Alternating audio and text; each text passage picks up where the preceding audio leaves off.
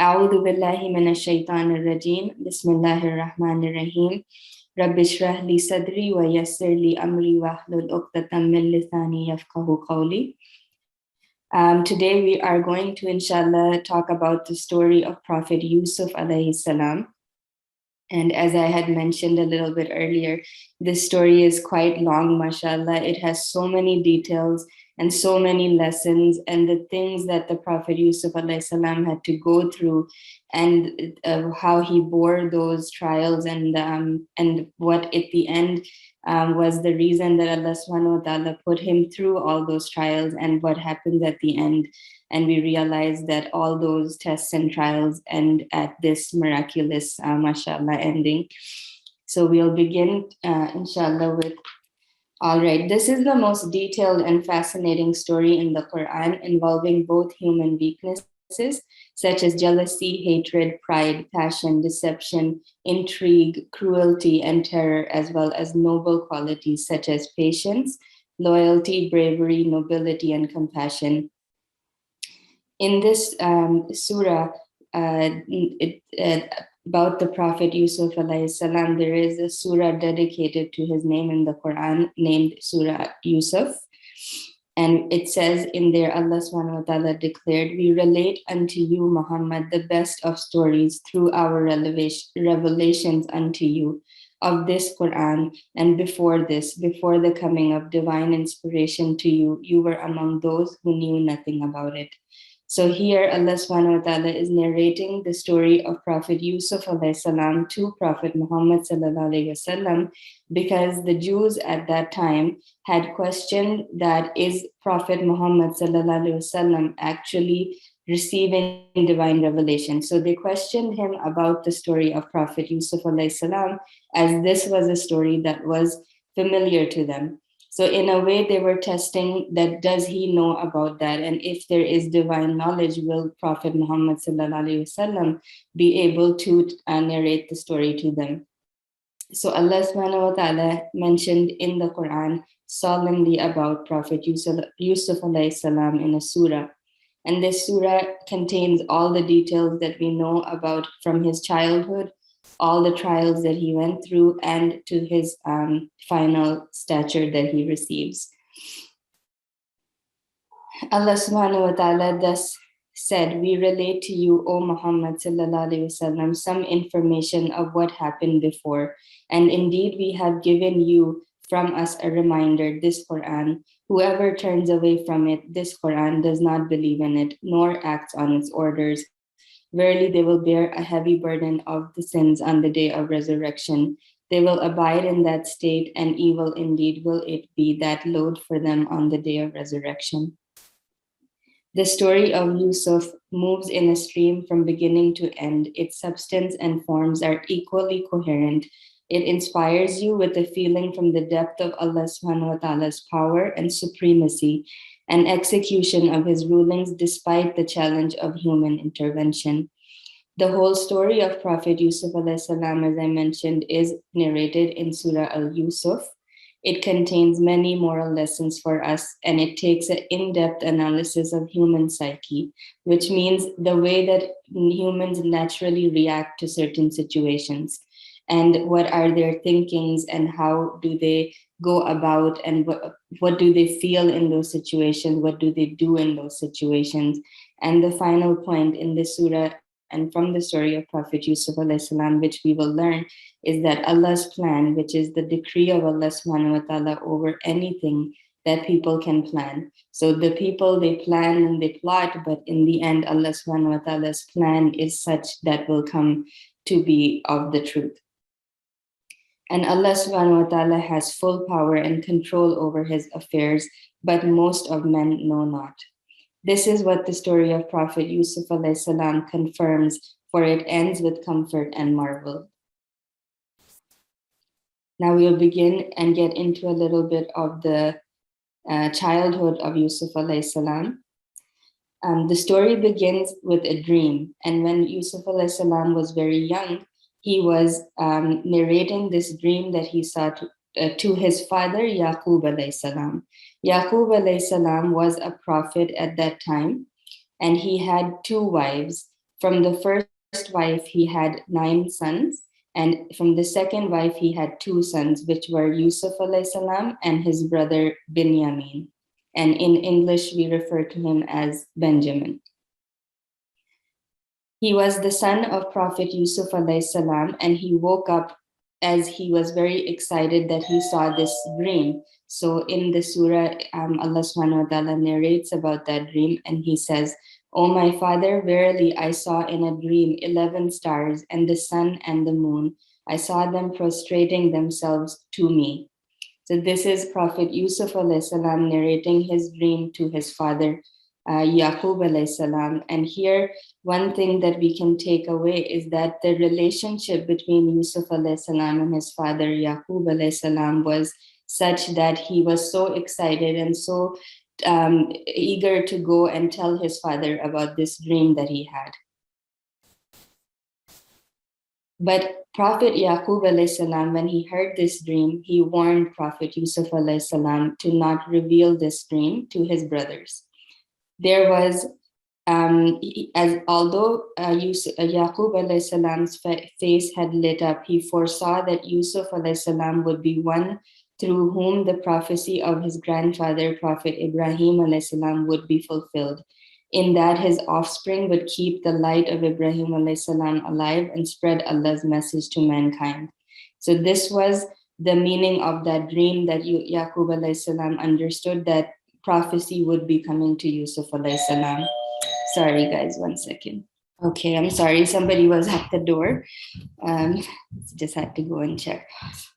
Okay, so as we were talking about that, this dream, Yaqub alayhi salam told, from this dream that Yusuf alayhi salam had told him, he knew that the dream was foreseeing that Yusuf alayhi salam would become a prophet.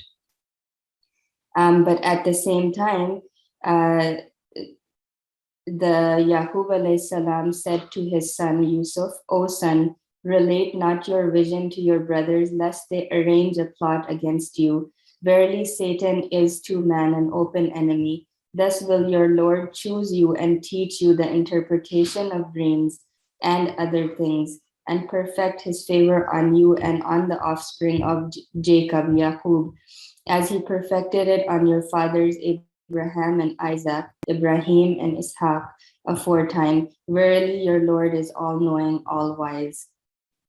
So this is Prophet Yaqub alayhi salam telling his son Yusuf alayhi salam that to not narrate this dream to his brothers.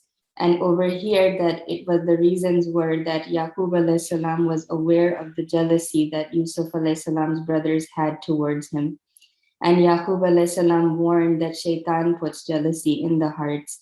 And the communication of Yaqub alayhi salam and Yusuf alayhi salam teaches us about parent and child communication. So Yusuf alayhi salam comes to his father, narrates his dream, and the Prophet Yaqub alayhi salam gives advice to his son as to not reveal the dream to his brothers. Now here we'll talk a little bit about the jealousy that the Prophet Yusuf alayhi salam's brothers had towards him. As I mentioned earlier, that Prophet Yaqub alayhi salam had 2 wives. And from the second wife, he had his son Prophet Yusuf alayhi salam and his brother Binyamin. And the first wife were these 9 brothers. They were from the first wife. And the reason that they felt jealous of Yusuf alayhi salam was because Yaqub alayhi salam had a natural inclination towards him, a little bit more than he did towards his other children. The reason for this was because Yusuf alayhi salam was a very gentle temperament. He was respectful, kind, and considerate, which gained the pleasure of his father. And naturally, we can see among children that some children are naturally, more parents are fond of them a little bit because of the way that they do things, or the way that they show their respect, or their way that they respond to the treatment towards their father. And that is how Yusuf alayhi salam had gained this inclination from his father. And the other brothers, because they didn't have these qualities, they were lacking. But instead of looking at the fault of that they were not doing these things to gain their father's pleasure, Rather, they wanted to feel jealousy towards Yusuf alayhi salam because that why is father more inclined towards him. And here we also were told by Yaqub alayhi salam earlier that the feeling of jealousy that his brothers were feeling were because of shaitan putting that jealousy into their hearts and causing them to not be able to see their own faults, but rather put their blame onto their brothers so that they could isolate Yusuf alayhi salam and to somehow gather the attention of their father and remove him from the picture.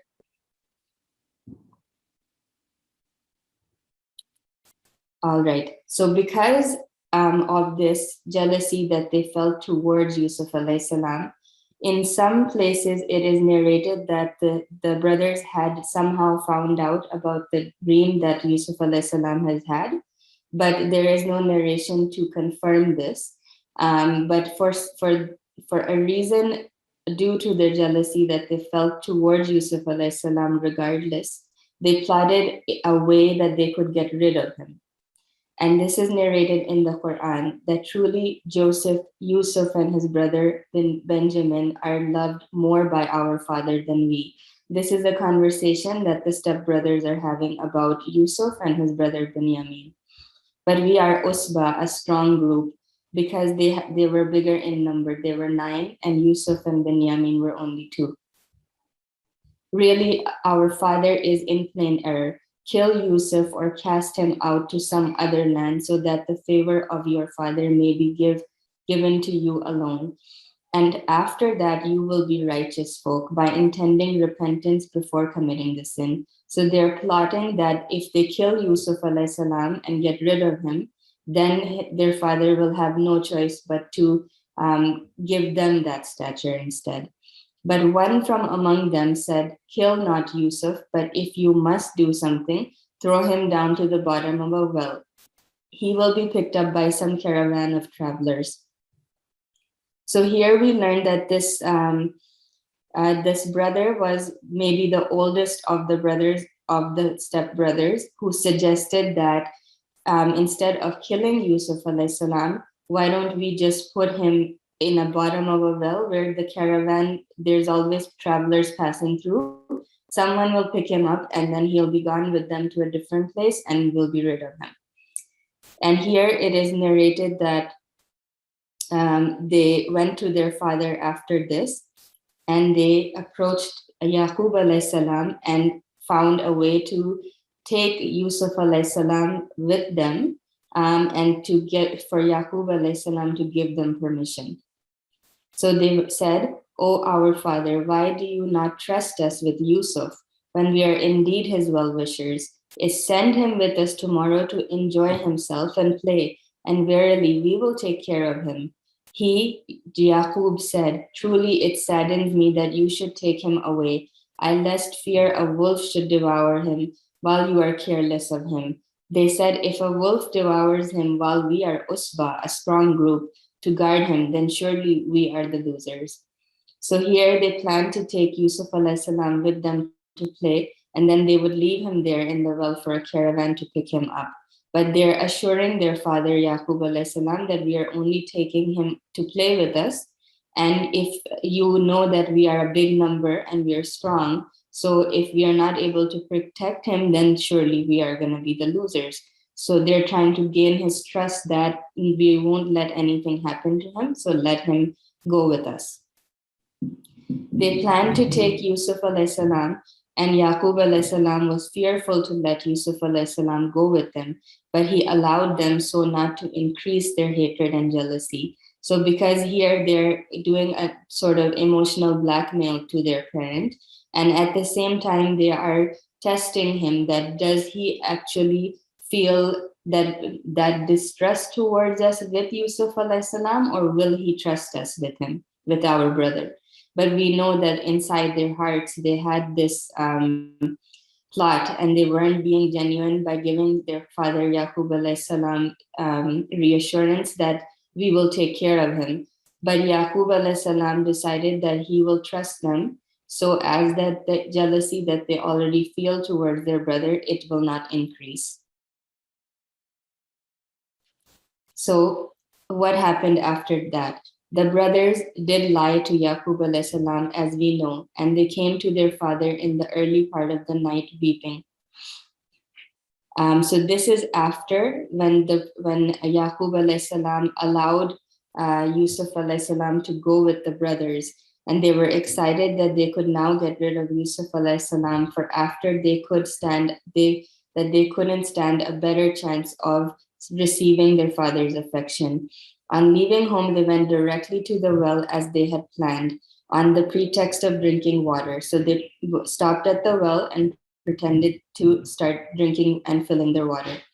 One of them put his arms around Yusuf and held him tightly. Startled by this unusual behavior, Yusuf struggled to free himself. Mere brothers rushed to hold him. One of them removed his shirt. Some more joined in to lift Yusuf up and cast him into the deep well. Yusuf's pious plea made no difference to their cruel hearts. Then Allah revealed to Yusuf that he was safe and should not fear, for he would meet them again someday to remind them of what they had done. So here, Yusuf alayhi salam has been thrown into the well by his brothers forcefully, and they took his shirt from him. And from the shirt, what did they do?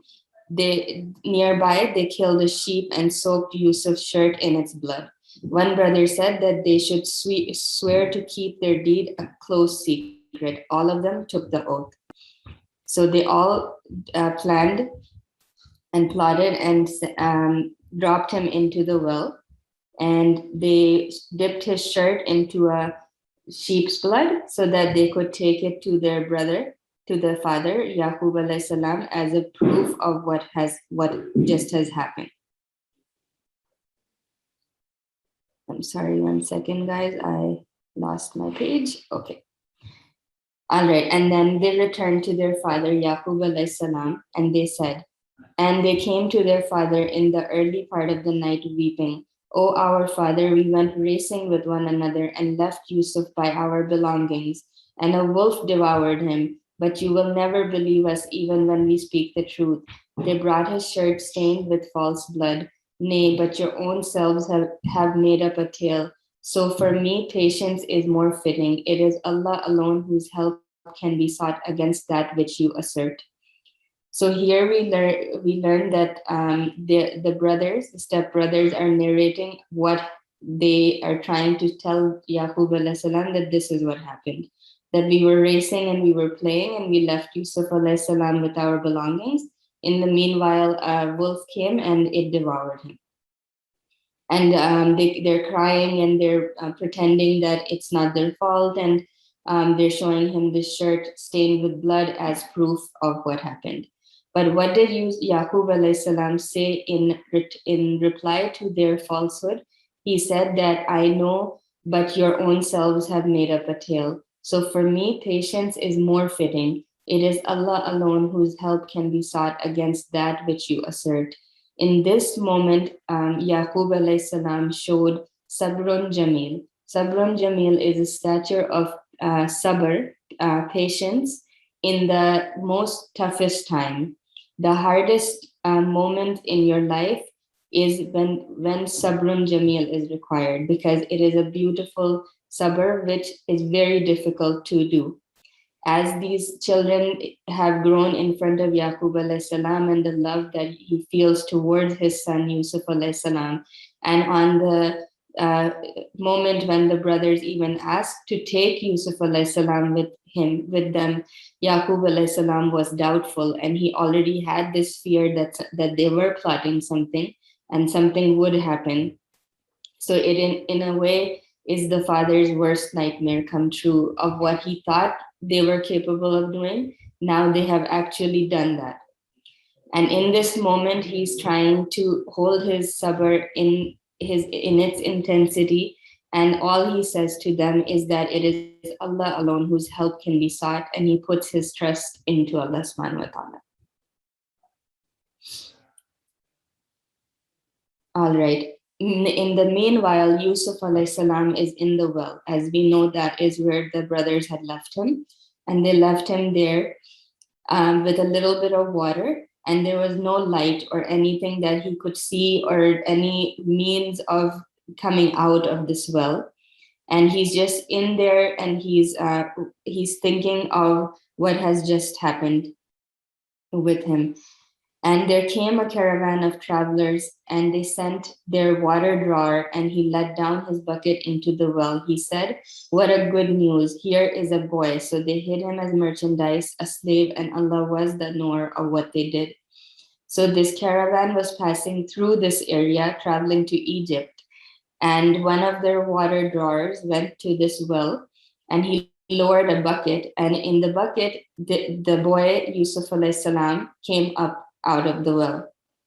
And when he saw this boy, and he was good looking, so what they decided was that they sold him for a low price, for a few dirhams or a few silver coins. So they decided that they'll take him and they will sell him as a slave, because then they can make good money from him. He, the man from Egypt who brought him, said to his wife, "Make his stay." Oh, we'll just go a little bit more into the detail of so meanwhile, when Yusuf alayhi salam was in the well, in the dark well, Yusuf alayhi salam managed to find hope in Allah subhanahu wa ta'ala, in the remembrance of Allah subhanahu wa ta'ala, and gradually his fear began to subside. His creator was testing the young man with a great misfortune in order to infuse in him a spirit of patience and courage. Yusuf surrendered himself to the will of his Lord. So even in this worst situation as a child, if you can imagine, he's sitting at the bottom of the well, but the way that his father Yaqub alayhi salam has done his tarbiyah and his upbringing, he's putting all of his trust in Allah subhanahu wa ta'ala, and he knows that Allah subhanahu wa ta'ala will not leave him alone here.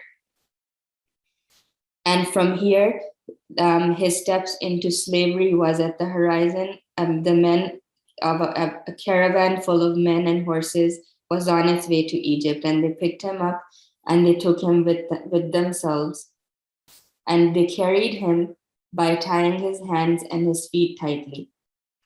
And he's walking behind the caravan, following with the caravan and going to Egypt, where he's going to be sold.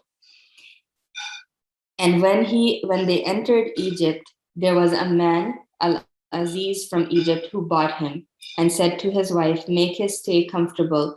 Maybe he will profit us, or we shall adopt him as a son."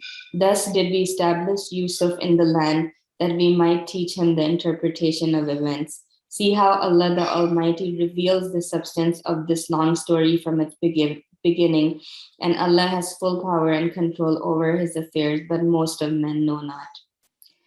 So this person, Al-Aziz, who was he? Al-Aziz was a chief minister in Egypt who had control over authority over Egypt. And he was from a stature, and he had the ability to control what would happen in the towns and the little areas that he was assigned to. So when Yusuf alayhi salam was taken to this market, basically, and Al-Aziz saw him, he saw the benefit that he would be able to offer. So he could be a personal attendant for his wife, Zuleika, and since he was young, he would be able to be obedient and obliging, because he's young, so he's able to be molded into whichever way they would like him to be. So Al-Aziz decided that he would become a personal attendant to his wife, Zuleika, and she was the chief minister's wife. He was obedient and ever obliging. With his pleasant manners and charming behavior, he won everybody's heart. Yusuf's handsomeness became the talk of the town. People referred to him as the most attractive. Purity of his inner soul and his heart showed in his face, increasing his beauty. People from afar came to the city to have a glimpse of him. The prettiest of maidens and the richest of lady nerds to possess him. They longed to possess him, but not once did he show haughtiness or conceit. He was always humble and polite. So the beauty of Prophet Yusuf alayhi salam is mentioned here. His face was very radiant, and because his very nature and his um, inner soul was so pure that his face radiated from the pureness and the genuine soul that he had. So it created his beauty even more desirable to the people who saw him.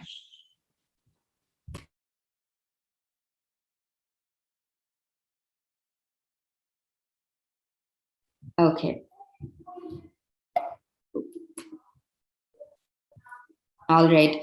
The days passed and Yusuf alayhi salam grew. Allah Almighty said, and when Yusuf, attained his full manhood, we gave him wisdom and knowledge, the prophethood. Thus we reward the doers of good. He was given wisdom in affairs and knowledge of life and its conditions.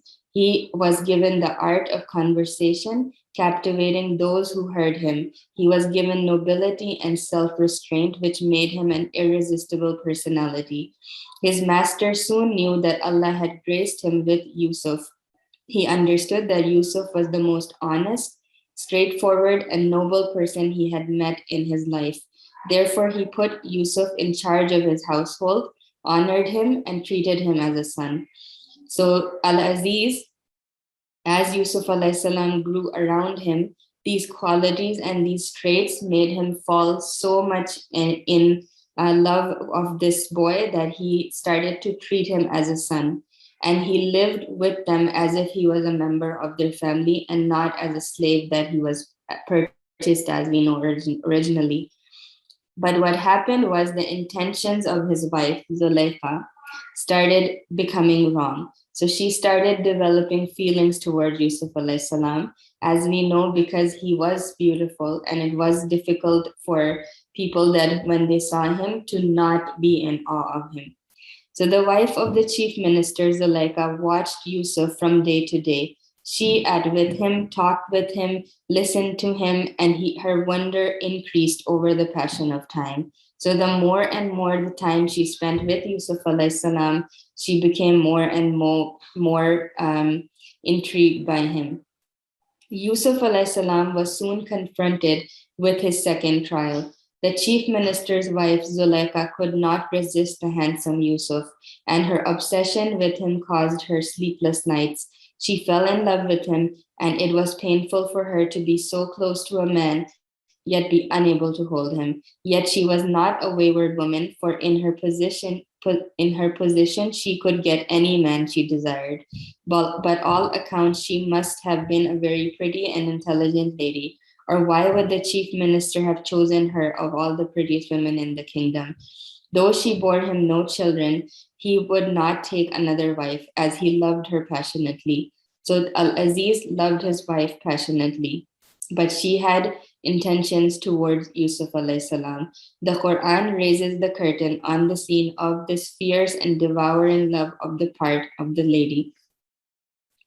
And she, in whose house he was, sought to seduce him to do an act. She closed the doors and said, "Come on, you." He said, "I seek refuge in Allah. O Allah, forbid. Truly, He is your husband, is my master. He made my stay agreeable, so I will never betray him. Verily, the zalimun, the wrong and evil doers, will never be successful.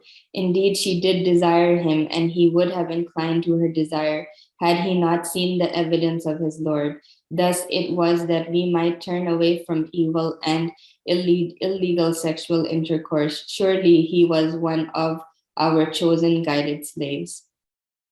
So, in this situation that is being portrayed here by Allah subhanahu wa ta'ala in this ayah, that Yusuf alayhi salam was alone with her for a moment, and he tended to be on many occasions as he was part of the family and a trusted member by Al Aziz and appointed as a sole caretaker for his wife.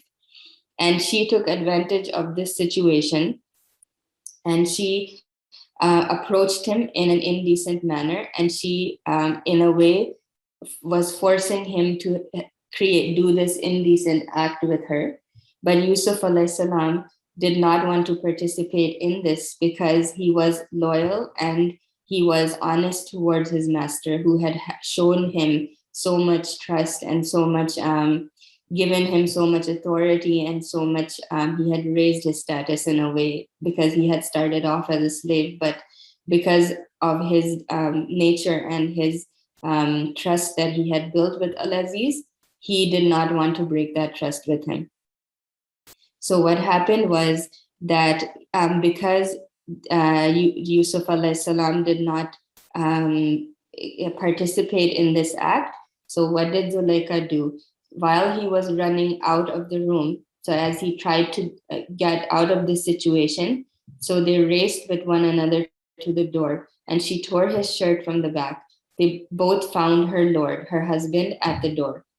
So Zuleika said, "What is the recompense, the punishment for him who intended an evil design against your wife, except that he be put in prison or a painful torment?" So right away, when the door opened and the husband was standing there, Al-Aziz was there, she put the blame completely on Yusuf alayhi salam, and she said, "What would be the punishment you would give to somebody who had tried to do this to your wife?"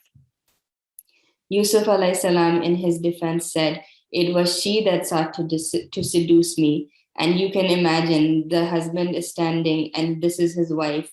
And she is telling him that this boy is the one that is trying to do this to me. And the boy that he loves so much and he has developed so much trust towards is saying that it wasn't me, it was her who sought to seduce me.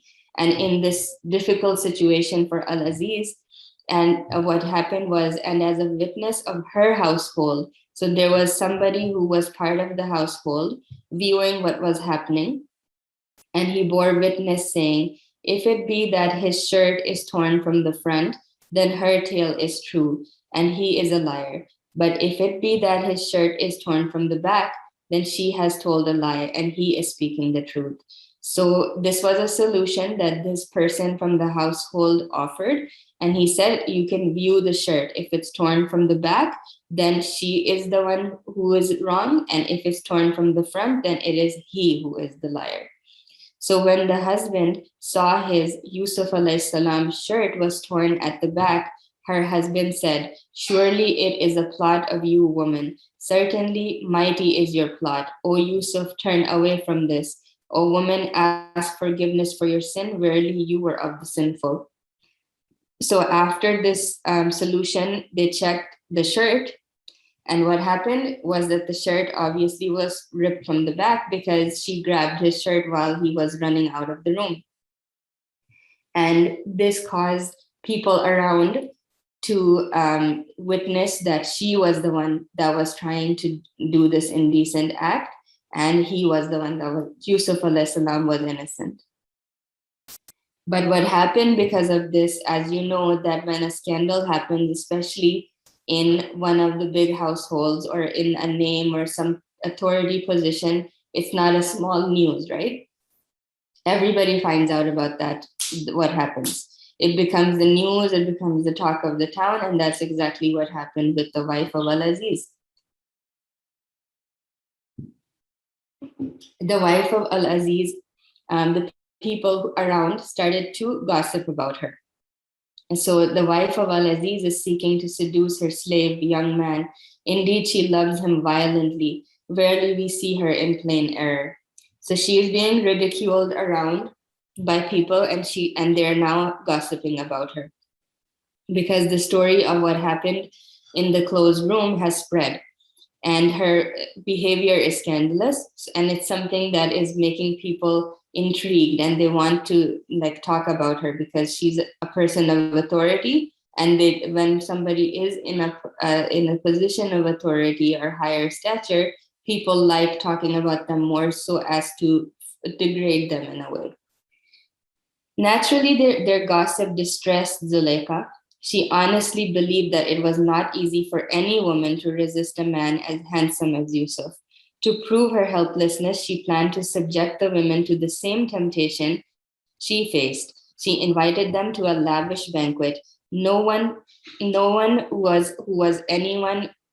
was invited, would want to miss the honor of dining with the chief minister's wife. So it's a banquet that she has planned, and everybody is interested to go because it's an invitation by the chief minister's wife.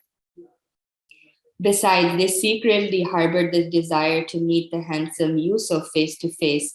Some of her close friends jokingly said they would come only if she introduced them to Yousuf. The invitation was restricted to ladies. The banquet began, and laughter and mirth abounded, etiquette dedicated, and the ladies not mentioning the topic of Yousuf. They were shocked, therefore, when Zuleika opened the topic. So when she heard of the accusation, she sent for them and prepared a banquet for them, and she gave each one of them a knife. And she said to them, and she opened the topic that she knew that they were gossiping about. And she said, I have heard of those who say, I have fallen in love with the young Hebrew man, Yousuf. Silence fell upon the banquet. At once, all the guests' hands stopped. All eyes fell on the chief minister's wife. She said, while giving orders for the fruit to be served, I admit that he is a charming fellow. I do not deny that I love him. I have loved him for a long time. So she made a point to make an announcement that I'm not going to try to hide that I had feelings towards him, and I'm going to acknowledge it and actually just make it like for sure that yes, I do have feelings towards him and I've had it for a while. And so what happened was the confession of the chief minister's wife removed the tension among the ladies. So the things that they were keeping kind of under the table and not discussing, it removed that because she opened the conversation. After finishing their dinner, the guests began cutting their fruit. At that very moment, she summoned Yousuf AS to make his appearance. He entered the hall gracefully, his gaze lowered. Zuleika called him by his name and he raised his head. The guests were astonished and dumbfounded. His face was shining and full of angelic beauty. It reflects some complete innocence, so much so that one could feel the peace of mind in the depth of his soul. So his beauty led somebody to go and see the beauty of his soul. That's how radiant his beauty was. They exclaimed in astonishment while continuing to cut the fruit. All their eyes were on Yousuf. So it was the women began to cut their palms absent-mindedly without feeling that they had cut them. So instead of cutting the fruit that was in their hand, they cut their hands with the knives. The presence of Yousuf AS at the scene of drama was so effective that without their feeling any pain, they didn't even realize that their hands were cut. One of the ladies gasped, and she said, how perfect is, this is good gracious. This is not a mortal being. Another stammered, this is but a noble angel. Then the chief minister's wife stood up and announced, this is the one for whom I have been blamed. I do not deny that I tempted him. You have been enchanted by Yousuf AS, and see what it has done to your hands. I have tempted him, and if he does not do what I want him, he shall be imprisoned. So here we learn in the Quran, there is a narration that says, how perfect is Allah for Allah. She said, this is the young man whom you did blame me for his love, and I did seek to seduce him, but he refused. And now if he refuses to obey my order, he shall certainly be cast into prison and will be one of those who are disgraced. He said, O my Lord, prison is more to my liking than that to which they invite me. Unless you turn away their plot from me, I will feel inclined towards them and be one of those who commit sin and deserve blame, or those who do deeds of ignorance. So his Lord answered his invocation and turned away from him their plot. Verily, he is the all-hearer, the all-knowing. So here, Yousuf AS, as you can imagine, is amidst these women who are so astonished and so in awe of his beauty that and Al-Aziz's wife is saying, if he doesn't do what I want him to do now, and she's making all these women be witness to justifying her deed, basically. She wanted to prove her point that she was not the one to blame. His beauty was such that anyone would be intrigued by it. And it became proven because these women were in the same situation as her now. But because she was of authority, she felt in this moment that now, because I also have supporters in my claim, I will be able to force him to do what I wanted him to do earlier. But in the closed room, I wasn't able to. So now and in this situation, Yusuf alayhi salam asks that, may Allah subhanahu wa ta'ala protect me, because if you do not help me, oh Allah, I might become inclined towards them. So as a basic human nature, he is after all a human being, and he is a man. And he is being seduced by this beautiful woman and a woman of power. So he asked Allah subhanahu wa ta'ala for his power over this situation. And he said that prison would be better for me than to act on this thing that she wants me to do. So when she heard, he said, "Oh my Lord, prison is more to my liking than that to which they invite me. Unless you turn away from me their plot, I will feel inclined towards them." And so his Lord answered his invocation and turned away from him their plot. That evening, Zuleika convinced her husband that the only way to save her honor was to put Yusuf alayhi salam in prison. Otherwise, she would not be able to control herself. And in this situation, she was trying to put him there to safeguard safeguard her control. Basically, she's trying to prove to the chief minister Al-Aziz that if you don't do this, then I'm going to be all the time inclined towards doing this with him. The chief minister knew Yusuf was absolutely innocent, that he was a young man of honor, an innocent man behind bars. However, he was left with no choice. He reasoned that Yusuf alayhi salam's honor would also be safeguarded if he was kept out of Zuleika's sight. That night, with a heavy heart, the chief minister sent Yusuf alayhi salam to prison. So even though this chief minister Al-Aziz knew that Yusuf alayhi salam was innocent, he felt that because of this Zuleika's deeds, it is better for him to put him away instead of keep on going through this situation with her. So although he did it unjustly, he did send Yusuf alayhi salam to prison. And then we'll now get into the time that Yusuf alayhi salam spends in prison, inshallah. But one of the abilities that came to Yusuf alayhi salam while he was being sent into the prison was the ability and the gift to interpret dreams, which you will see in the next few slides, that it becomes something that paves the way for him. So Yusuf alayhi salam becomes an interpreter of dreams of the two prisoners. So there were these two men that were sent into prison alongside Yusuf alayhi salam. And the prison was the third test that Yusuf alayhi salam was put through. The first test was against his brothers when he was sent into and thrown into the well and picked up by the caravan. His second test was the seduction of the wife of Al-Aziz, Zuleika. And his third test was being put unjustly into prison. During this period, Allah subhanahu wa ta'ala blessed him with an extraordinary gift, the ability to interpret dreams. At about the same time, two other men landed in the prison. One was the cupbearer of the king, the other was the king's cook. The two men sensed that Yusuf was not a common criminal, for an aura of piety glowed on his face.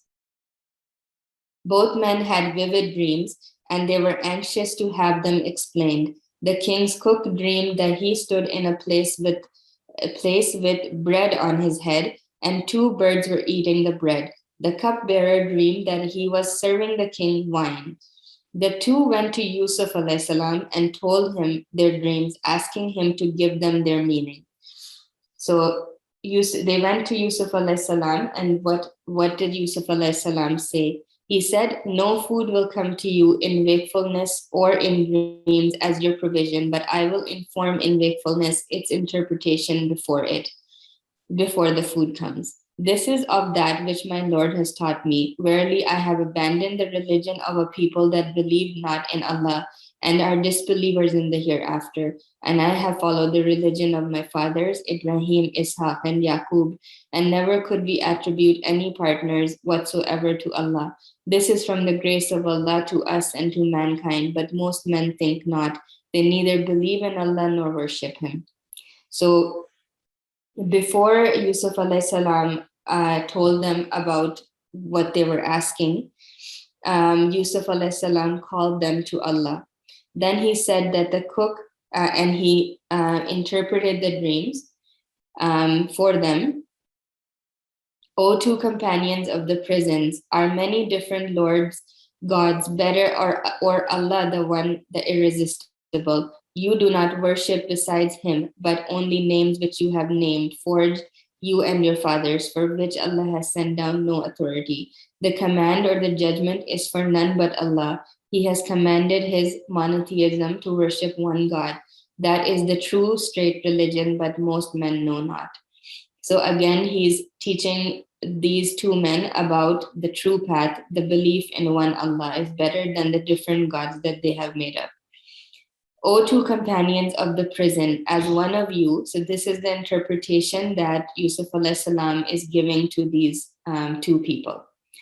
As for one of you, he as a servant will pour out wine for his lord, king, or master to drink.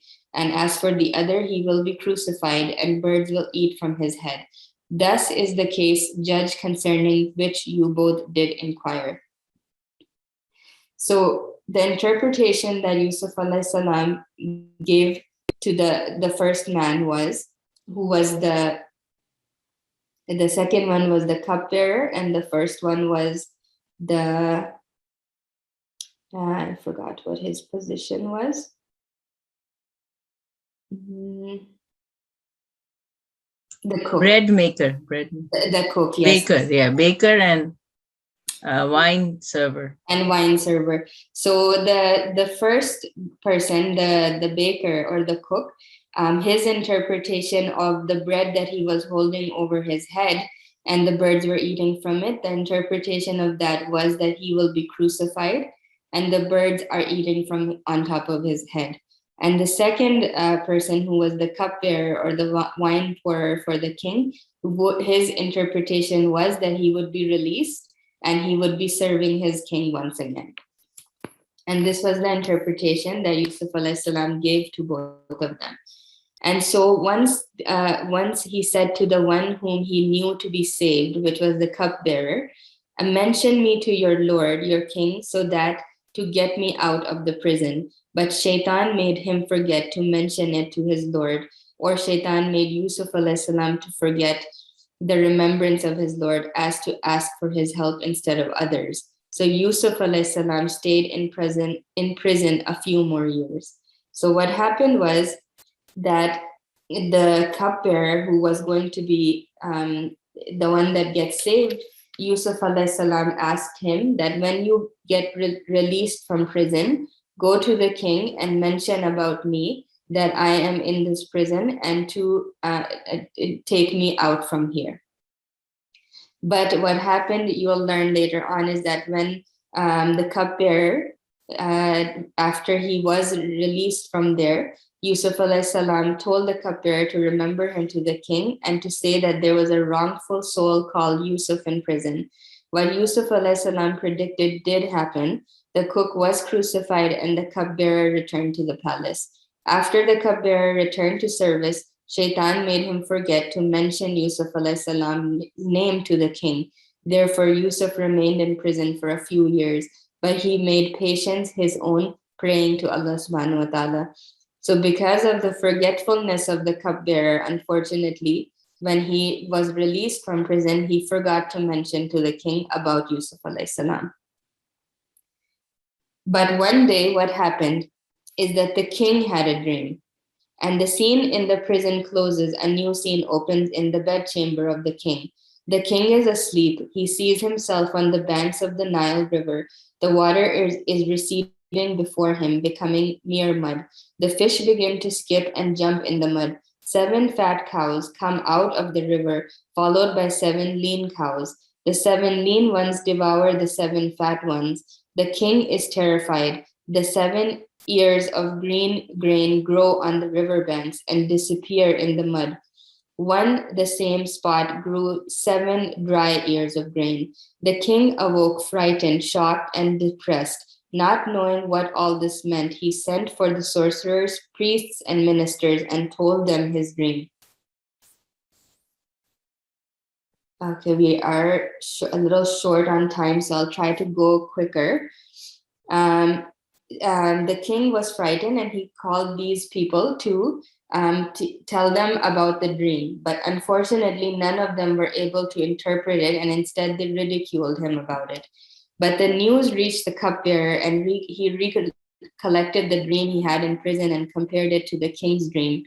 And therefore, Yousuf alayhis salam came back to his mind. He ran to the king to tell him about Yousuf, who was the only one capable to interpreting the dream. The cupbearer said, he had asked me to remember him to you, but I forgot. The king set the cupbearer to ask Yousuf about the dream.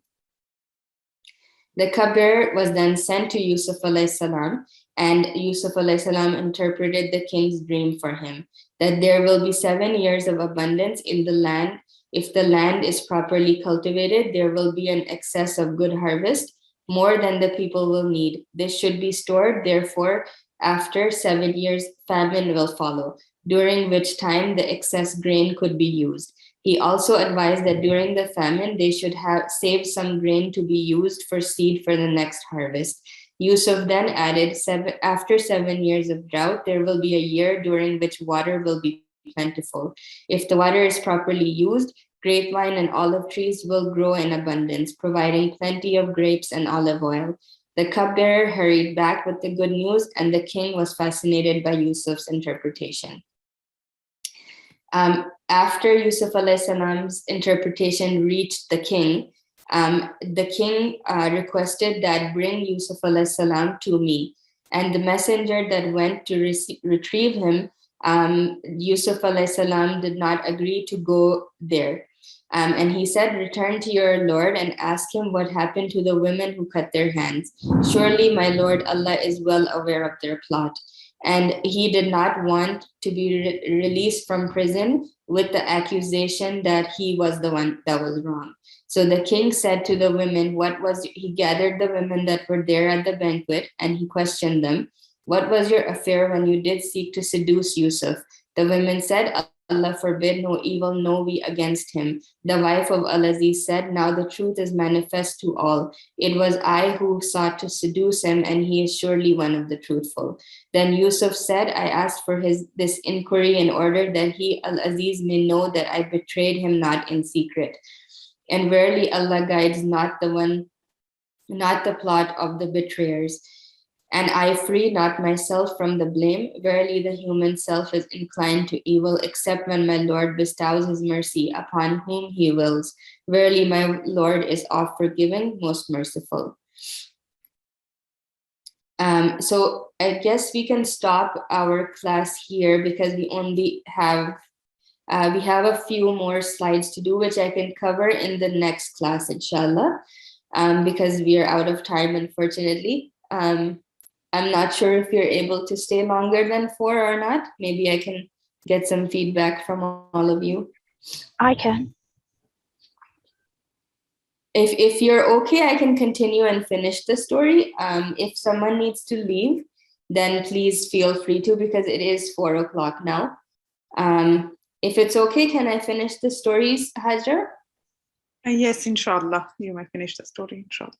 I'm available too, so yeah. Sorry if there's 2 moderators here. Oh, no Yeah. problem. Okay. That'd be great. All right, so then I'll complete the story, inshallah. Jazakallah khair. Okay, so what happened is that the wife of Al-Aziz witnesses towards her own mistake that she was the one that seduced him, and Yusuf alayhi salam is able to prove his innocence, and now he is released from prison, and he's happy to leave now. And following this, what happened was that because the king became so intrigued by this person that Yusuf alayhi salam was, he authorized him to become a person of high position. The king informed Yusuf alayhi salam that his innocence was established and ordered him to come to the palace for an interview. The king recognized his noble qualities. When Yusuf alayhi salam came, the king spoke to him. Yusuf alayhi salam replies astonished the king with his cultural refinement and wide knowledge. Then the conversation turned to the dream, and Yusuf alayhi salam advised him about what the king should do in those years, that he will have, that 7 years they will have good grain and 7 years they will have drought. All right. And because of these qualities, the king authorized Yusuf alayhi salam to become the controller of the granaries. And the king said, bring him to me that I may attach him to my person. Then when he spoke to him, he said, verily this day you are with us high in rank and full trusted. Yusuf alayhi salam said, set me over the storehouses of the land. I will indeed guard them with full knowledge, as a minister of finance in Egypt, in place of Al-Aziz, who was dead at that time. So Al-Aziz had passed away, and Yusuf alayhi salam took over the authority that Al-Aziz had had. So if you can imagine the plans of Allah subhanahu wa ta'ala and the way the circle of the wheel rotated from how he began and ended up on that position that he had begun with, and he became of a person of authority in that position where Al-Aziz was. Thus did we give full authority to Yusuf in the land to take possession therein, as when or where he likes. We bestow of our mercy on whom we please, and we make not to be lost the reward of al-muhsinin, the good doers. All right, and now that Yusuf alayhi salam was in the authority of power, the wheel of time turned. During the 7 good years, Yusuf had full control over the cultivation, harvesting, and storage of the crops. During the following 7 years, drought followed the famine, spread through the region, including Canaan, the homeland of Yusuf, so the Yusuf alayhi salam advised the king that as his kingdom was blessed with reserved grain, he should sell his grain to the needy nations at a fair price. The king agreed, and the good news spread all over the region. Yaqub sent 10 of his sons, all except Benjamin, to Egypt to purchase provisions. Yusuf heard of the 10 brothers who had come from afar and who could not speak the language of the Egyptians. When they called on to him to purchase their needs, Yusuf immediately recognized his brothers, but they did not know him. How could they? To them, Yusuf no longer existed. He had been thrown into the deep, dark well many years ago. Yusuf received them warmly. After supplying them with provision, he asked where they had come from. They explained, we are 11 brothers, the children of a noble prophet. The youngest is at home, tending to the needs of our aging father. On hearing this, Yusuf's eyes filled with tears. His longing for home swelled up in his heart, as well as his longing for his beloved parents and his loving brother Benjamin. Are you truthful people? Yusuf asked them. They replied, what reason should we have to state an untruth? If what you are saying is true, then bring your father as proof, and I will reward you with double rations. But if you do not bring him, it would be better if you do not return, Yusuf warned.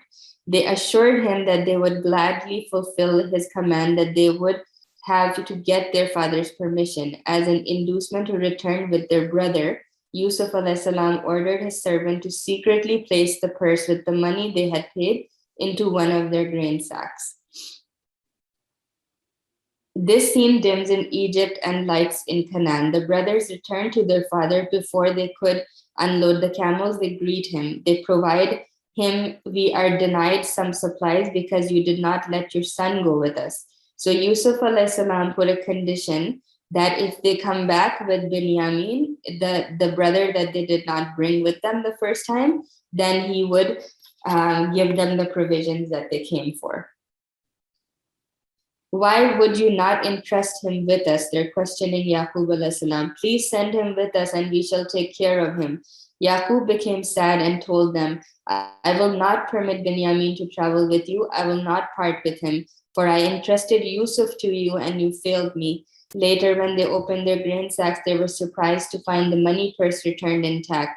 They rushed to their father. Look, father, the noble official has returned our money, but is surely proof that he would not harm our brother and it can only benefit us. But Yaqub refused to send Binyamin with them. After some time, when they had no more grain, Yaqub asked them to travel to Egypt for more. They reminded him of the warning the Egyptian official had given them. They could not return without Binyamin. Yaqub agreed, but not before he exacted a pledge from them. I will not send him with you unless you give me a pledge in Allah's name that you shall bring him back to me as safely as you have taken him. They gave their solemn pledge. He reminded them, Allah is witness to your pledge. He then advised them to enter the city through several gates. The brothers returned to Canaan, and Yaqub alayhi salam blessed their departure and prayed to Allah for their protection. The brothers undertook the long journey to Egypt, taking good care of Binyamin. Yusuf and Binyamin meet. Yusuf welcomed them open-heartedly, although with difficulty. He suppressed the desire to embrace Binyamin that aroused within him. He prepared a feast, and according to the Quran, and when they entered according to their father's advice, it did not avail them in the least against the will of Allah. It was but a need of Yusuf's inner self which he discharged. And verily he was endowed with knowledge because we had taught him, but most men know not. And when they went in before Yusuf, he took his brother Binyamin to himself and said, so this is the first meeting between Yusuf and Binyamin since their departure as children. And he seated Binyamin, he prepared a feast for them and seated them in pairs. Yusuf arranged to sit next to his beloved brother Binyamin, who began to weep. Yusuf asked him why he was crying. He replied, if my brother Yusuf had been here, I would have sat next to him. That night when Yusuf and Binyamin were alone in a room, Yusuf asked whether he would have him for a brother. Binyamin respectfully answered that he guarded his host as a wonderful person, but he could never take the place of his brother. Yusuf broke down and amidst following tears said, my loving brother, I am the brother who was lost and whose name you are constantly repeating. Fate has brought us together after many years of separation. This is Allah's favor, but let it be a secret between us for the time being. Binyamin flung his arms around Yusuf and both shared a tearful joy.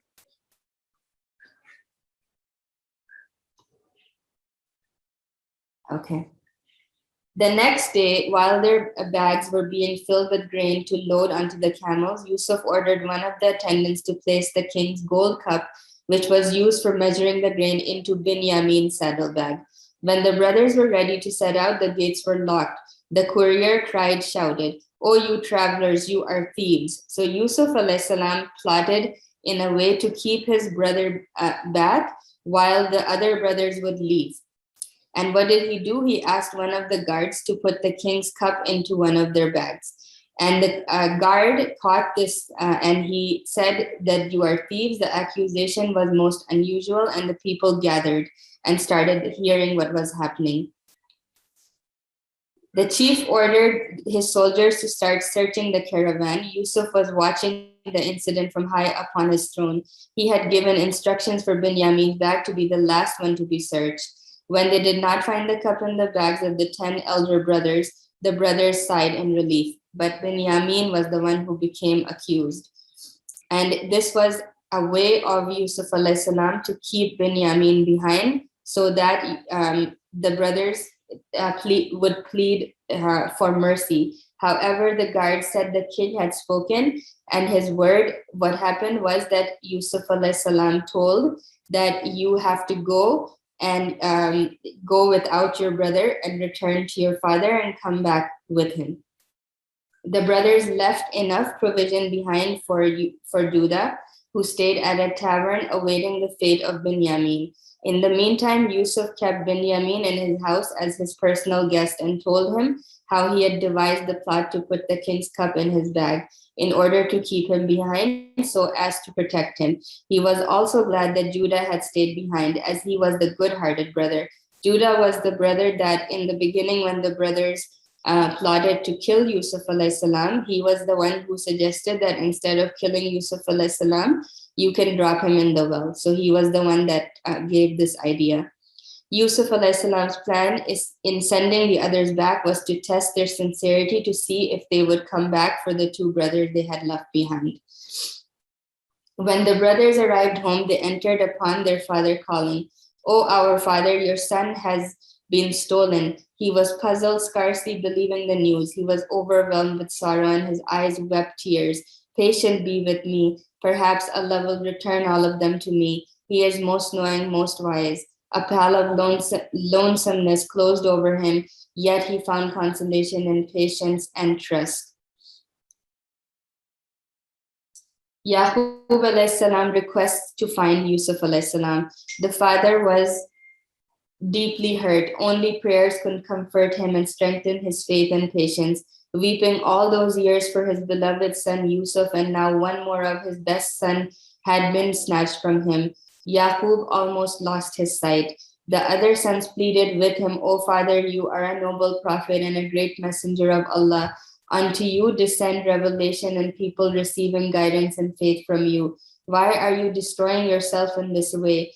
Yaqub replied, "Rebunking me will not lessen my grief. Only the return of my sons will comfort me. And my sons, go in search of Yusuf and his brother. Do not despair of Allah's mercy." So Yaqub alayhi salam sent the brothers back again to the Al-Aziz in Egypt and to request to send the brothers back. The caravan set out for Egypt, the brothers on their way to see the chief minister, who was Yusuf, but they did not know. On reaching Egypt, they collected Judah and called on Yusuf, to whom they pleaded, "O ruler of the land, a hard time has hit us and our family, and we have brought but poor capital to pay us full measure and be charitable to us. Truly, Allah does reward the charitable."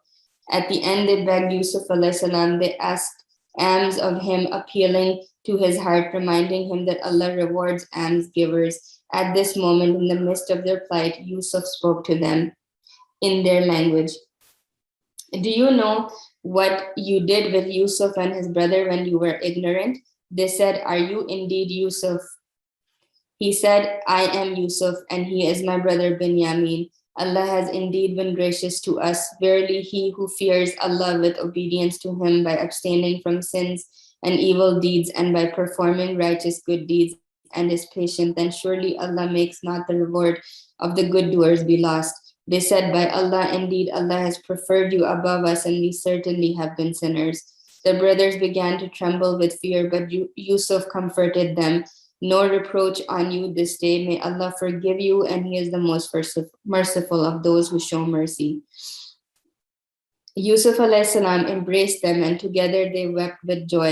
It was not possible for Yusuf to leave his responsible office without proper replacement, so he advised his brothers, "Go with this shirt of mine and cast it over the face of my father. He will become clear-sighted, and bring to me all your family." And so the caravan headed back for Palestine. We leave the scene in Egypt and return to Palestine at the house of Yaqub.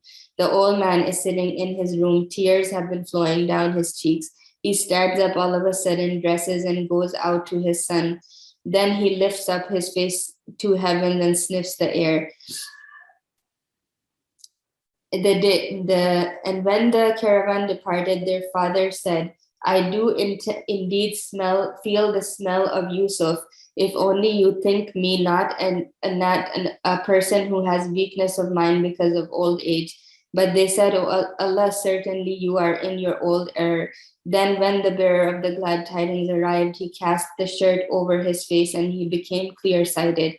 He said, "Did I not say to you, I know from Allah that which you do not know?" They said, "O father, ask forgiveness from Allah for our sins. Indeed, we have been sinners."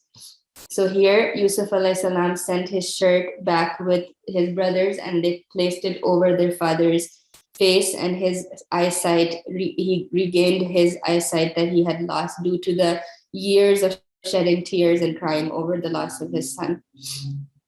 The story began with a dream, and it ends with the interpretation of that dream. And so Yusuf alayhi salam, sorry, I have to go to the slide. So Yusuf alayhi salam says, "My Lord, you have indeed bestowed on me of the sovereignty and taught me the interpretation of my dreams. The only creator of the heavens and the earth, you are my wali, protector, helper, supporter, guardian in this world and in the hereafter. Cause me to die as a Muslim, the one submitting to your will." So here we learn that Yaqub alayhi salam is taken to, I have lost this slide for some reason. Okay, then when they entered unto Yusuf, he betook his parents to himself and said, "Enter Egypt, if Allah will, in security." So the parents and the brothers have arrived in Egypt now, and he raised his parents, Yusuf alayhi salam, to the throne, and they fell down before him prostrate, and he said, "O my father, this is the interpretation of my dream of old. My Lord has made it come true. He was indeed good to me, and he took me out of prison and brought you all here out of the Bedouin life after Satan had sown enmity between me and my brothers. Certainly my Lord is the most courteous and kind unto whom he will. Truly he is the all-knowing, the wise." And this was the interpretation, the final interpretation of the dream that Yusuf alayhi salam had at the beginning, where the sun and the moon and the stars were prostrating to him, which was the fulfillment that he had become a prophet and he had been raised to this high stature in Egypt, where he became at the stature of Al-Aziz. And the sun and the moon were his parents, and the stars were his brothers in the dream. The interpretation was this, and that interpretation and the dream became fulfilled. So here, I just wanted to share some of the main points that we learned in Yusuf alayhi salam's story and some lessons. Yusuf alayhi salam was put through many trials and remained steadfast and patient during all of them. Allah's decree surpasses all odds, as we learned that we plan, but He, Allah subhanahu wa ta'ala, plans. But Allah subhanahu wa ta'ala is the best of planners, from the Quran, Surah number 8, ayah number 30. Allah subhanahu wa ta'ala was preparing Yusuf alayhi salam for higher responsibilities, and thus was the reason for those trials that he had been put through. And his life experiences and every single thing that he went through, it broadens the understanding of where you are in that moment, is a lesson for us as well. Yusuf alayhi salam needed to understand human psyche really well through all kinds of trials and experiences. And another thing that we learned in this story was the feelings of jealousy and insecurity towards others is caused by shaitan. And we must seek refuge from shaitan in those moments when we feel in these certain ways, so as that we do not act upon those jealousies like the brothers of Yusuf alayhi salam ended up doing. Link between gratitude and avoiding temptations, which is the temptation and the seduction of the wife of Al-Aziz that Yusuf alayhi salam had gone through, and the gratitude he felt when he was proven innocent at the end. But so many years of his life were passed waiting for that innocence to be proven, because he wasn't the one that was in the wrong, but he was put into prison anyways. And the last point that we have here is the psychology of scandals, because we know that Al-Aziz's wife was somebody of high stature, and she became a story of scandal in the society, which spread, which caused her to become even more persistent on the wrong deed that she was doing, just to prove her innocence. So I'm done with the story, sisters. If you guys would like to ask me any questions, if you wanted to add something to our discussion today, otherwise we can wrap up, inshallah, with the dua.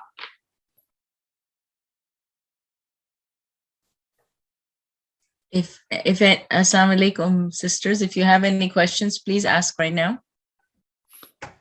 Mashallah, you presented it very well and so much detail.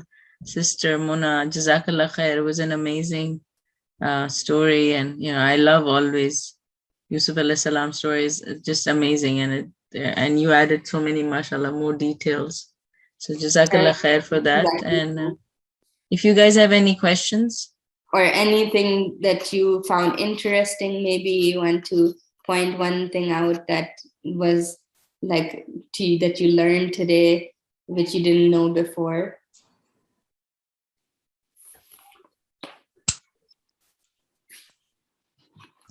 So many things, not just one. I learned so many. Oh yes, this story has so many scopes and so many different lessons.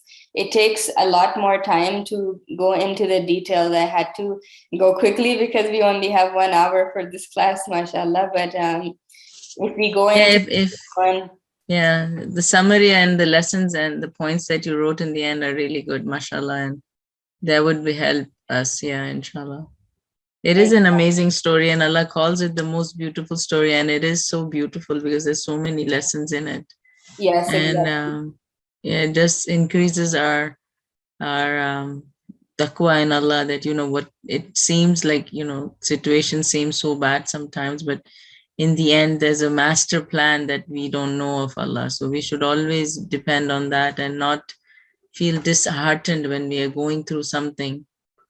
Like, so much. Yousuf salam went through so much and so many years of pain and trouble and so many tests, but alhamdulillah, in the end he came out all successful.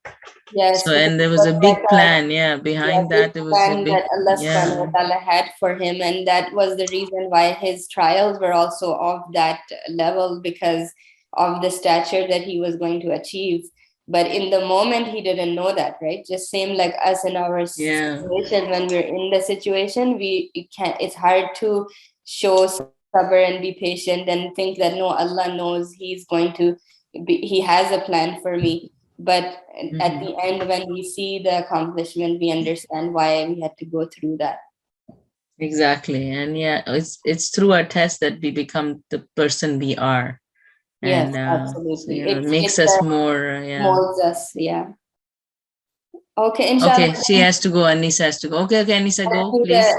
Dua, and then we can end the class, inshallah. Okay, I'll quickly read the dua. A'udhu billahi minash shaitanir rajim. Bismillahir rahmanir rahim. Wal asr. Innal insana lafi khusr illa alladhina amanu wa amilu salihat wa tawasaw bil haqqi wa tawasaw bis sabr. Subhanaka Allahumma bihamdika nashhadu anna la ilaha illa anta nastaghfiruka wa natubu ilayk. Sister Anisa, please go. Sorry for delaying you. Inshallah, next time we'll try to either finish it in the next class or just do it. No, it was worth being a little bit late. Thank you so much. No problem, Sister Anisa. I'm so happy you join us every week. Yeah. Well, Jazakallah khair. All of you take care, Sister Anisa, Sister. What are the other sister? There's Hajra here. There is Hajra is part of the team, but there's other. I forget now who else. Anyway, Sister Namira was here too, I think, right? Namira or Nasima? Sorry. Yeah, and then another new sister joined us this time. Anyway, inshallah, all of you, nice. Thank you for coming, and Jazakallah khair, Sister Mona. Inshallah, see you next week. Assalamu alaikum. See you. Wa alaikum assalam, rahmatullahi barakatuh. And thank you, sisters, so much. I enjoyed that. Thank you. Thank you. You're most welcome. Assalamu alaikum.